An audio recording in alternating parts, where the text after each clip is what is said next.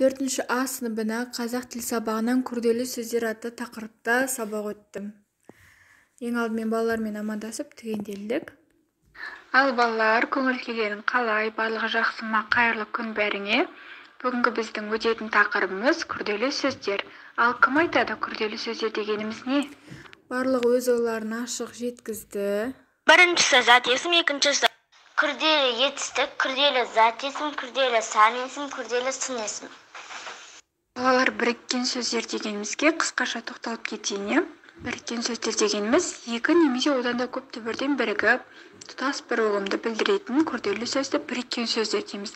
Біріккен сөздер әрқашан бірге жазылып отырады. Мысалы, түбір сөзі 6, мысалы бақ. Барлық оқушылардың айтқан пікірлерінен, жауаптарынан кейін бағалап отырдым. Тапсырма ретінде бірнеше сұрақтар берілді.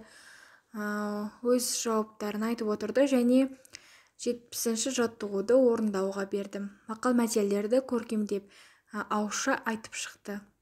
Күш білімді, білді жығар, білімді мұнды жығар.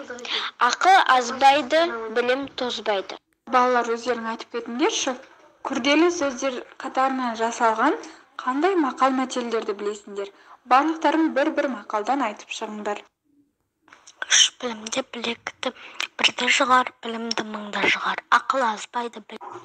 Жақсыдан үйрен, жаманнан жирен.